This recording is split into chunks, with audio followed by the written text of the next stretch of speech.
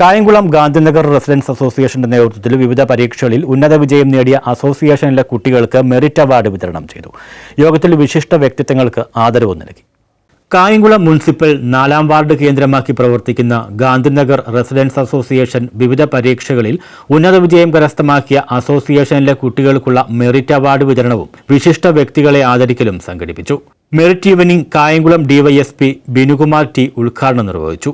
Award വിതരണം നടത്തുകയും ചെയ്തു.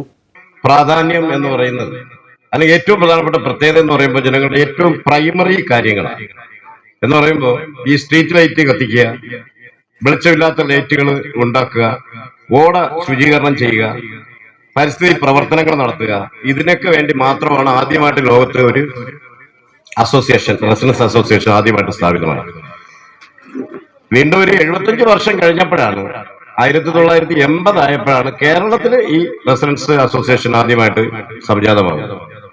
അസോസിയേഷൻ പരിധിയിലെ റോഡ് നിർമ്മാണവുമായി ബന്ധപ്പെട്ട് ആത്മാർത്ഥമായ പ്രവർത്തനം കാഴ്ചവെച്ച PWD അസിസ്റ്റന്റ് എഞ്ചിനീയർ ഷാഹിയെ യോഗം ആദരിച്ചു. പ്രസിഡന്റ് ലിയാഖത്ത് പറമ്പി അധ്യക്ഷത വഹിച്ചു. Association general secretary Sabir Inchakkal സ്വാഗതവും ward councillor Shemimol, association vice പ്രസിഡന്റുമാരായ നിസാർ ഇദ്രീസ്, നസീബ് ഖാൻ വാരിക്കപ്പള്ളി, സെക്രട്ടറിമാരായ റിയാസ് പുലരിയിൽ, ഹഫീസ് മുല്ലശ്ശേരി, സലാഷ് വാളയ്യത്ത്, ബാബു കിഴക്കയ്യത്ത്, വനിതാവേദി കൺവീനർ ഷെഫീല സലാഷ്, എക്സിക്യൂട്ടീവ് അംഗങ്ങളായ Kulsumma H, Salahuddin Ishal, Sabir M Ashraf, Jaseem, Rizwan, Sathar Inchakkal, treasurer Sharafuddin കുളത്തിൽ എന്നിവർ സംസാരിച്ചു. News bureau, Kayamkulam.